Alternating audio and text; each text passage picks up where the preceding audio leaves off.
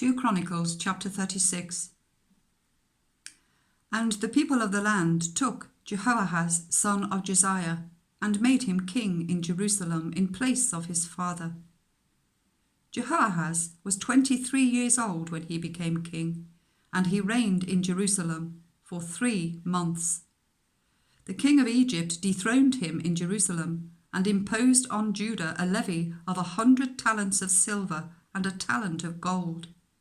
The king of Egypt made Eliakim, a brother of Jehoahaz, king over Judah and Jerusalem, and changed Eliakim's name to Jehoiakim. But Necho took Eliakim's brother, Jehoahaz, and carried him off to Egypt.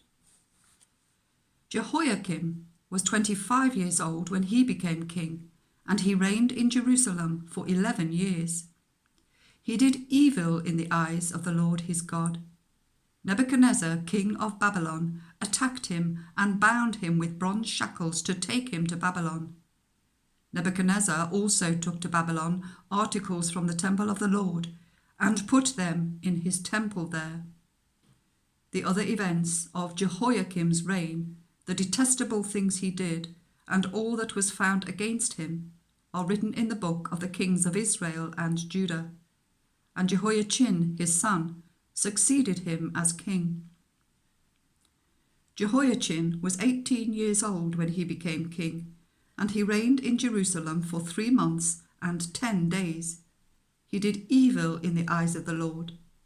In the spring, King Nebuchadnezzar sent for him and brought him to Babylon, together with articles of value from the temple of the Lord, and he made Jehoiachin's uncle Zedekiah king over Judah and Jerusalem. Zedekiah was 21 years old when he became king, and he reigned in Jerusalem for 11 years.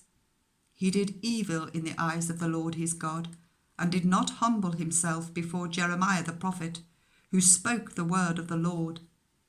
He also rebelled against King Nebuchadnezzar, who had made him take an oath in God's name.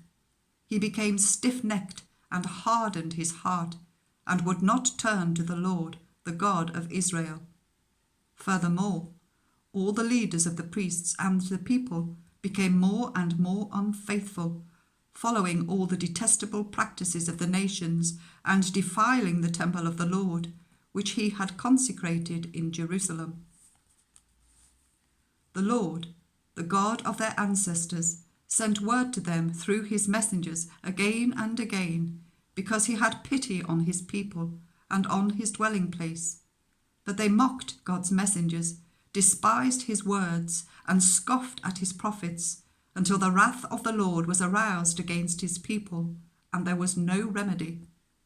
He brought up against them the king of the Babylonians, who killed their young men with the sword in the sanctuary, and spared neither young man nor young woman, the elderly or the aged. God gave them all into the hands of Nebuchadnezzar.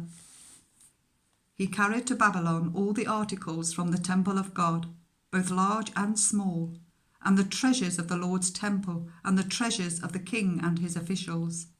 They set fire to God's temple and broke down the wall of Jerusalem. They burned all the palaces and destroyed everything of value there.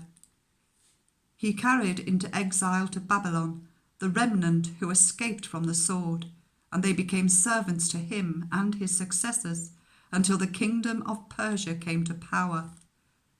The land enjoyed its Sabbath rests. All the time of its desolation it rested, until the 70 years were completed, in fulfillment of the word of the Lord spoken by Jeremiah. In the first year of Cyrus king of Persia, in order to fulfill the word of the Lord spoken by Jeremiah, the Lord moved the heart of Cyrus king of Persia to make a proclamation throughout his realm, and also to put it in writing. This is what Cyrus king of Persia says: The Lord, the God of heaven, has given me all the kingdoms of the earth, and he has appointed me to build a temple for him at Jerusalem in Judah. Any of his people among you, may the Lord their God be with them, and let them go up.